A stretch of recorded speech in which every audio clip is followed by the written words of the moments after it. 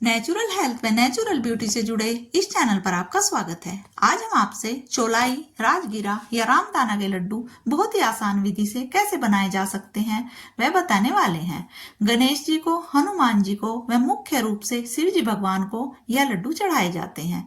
तो यह लड्डू बनाने के लिए हमने ली है 1 किलो भुनी चौलाई। इसे हम दाने के रूप में भी ला सकते हैं और घर पर भी भून सकते हैं। तो भुनी हुई बहुत आसानी से इसके लड्डू बन जाते हैं। हमने 1 किलो ले ली है।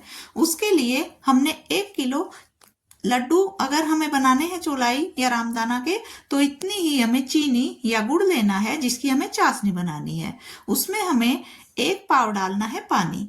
तो इसके बाद इसे अच्छी प्रकार से उबालने के बाद हमने इस चाशनी को नीचे उतार लिया है। अब हम इसको ठंडा कर रहे हैं।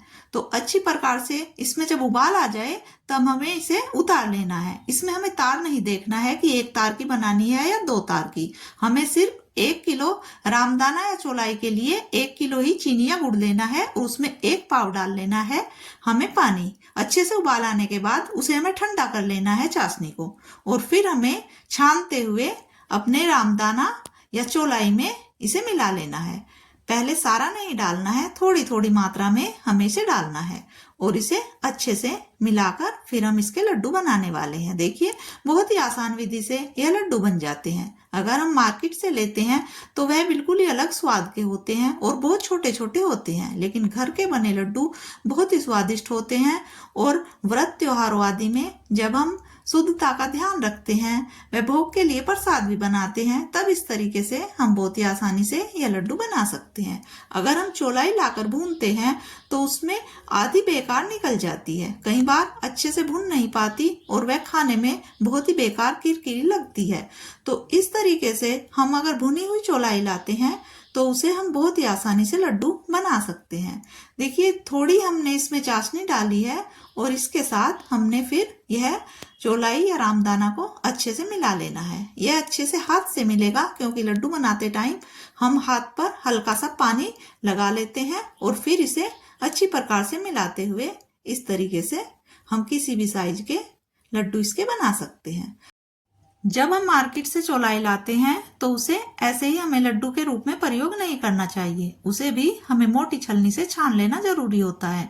उसमें कुछ ऐसे तत्व नीचे निकलते हैं जो खाने में पता लगता है बाद में और बेकार लगते हैं, तो इसे छानना बहुत ही जरूरी है। यह लड्डू बहुत ही पौष्टिक होते हैं। शिवरात्रि के अवसर पर, नवरात्रि और अन्य व्रतों में इनका खास तौर से प्रयोग किया जाता है। पोषक तत्वों से भरपूर यह लड्डू चीनी गुड़ दोनों में बनाए जा सकते हैं।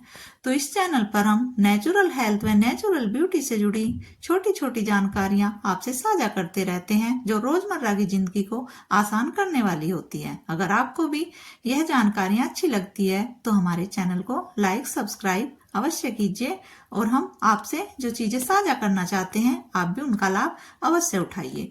देखिए, इस तरीके से थोड़ी थोड़ी चाशनी मिलाते हुए हम सभी लड्डू बना लेते हैं। एकदम से सारी चाशनी हमें नहीं मिलानी होती है और चाशनी बिल्कुल ठंडी भी ना हो और बिल्कुल गर्म भी ना, बिल्कुल हल्की सी जब वह ठंडी रह जाए और लगभग हाथ उसमें हमारे ना जले तभी हमें उसे प्रयोग करना है। उसी से सही लड्डू बनते हैं। अगर गर्म रहती है तो लड्डू बेकार हो जाते हैं। देखिए, पूरे लड्डू हमारे बन चुके हैं।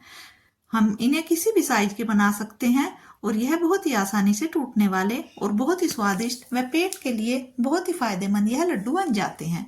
इन्हें लंबे वक्त के लिए हम बनाकर रख सकते हैं और बहुत ही जगहों पर प्रयोग इन्हें किया जा सकता है। तो आप भी अवश्य यह लड्डू बनाइए और हमें अवश्य बताइए कि आप भी इसी आसान विधि से इन लड्डुओं को बनाते हैं या आप कुछ और तरीके से इन्हें बनाते हैं। तो आपको यह तरीका कैसा लगा अवश्य बताइए। देखते रहने के लिए बार बार धन्यवाद।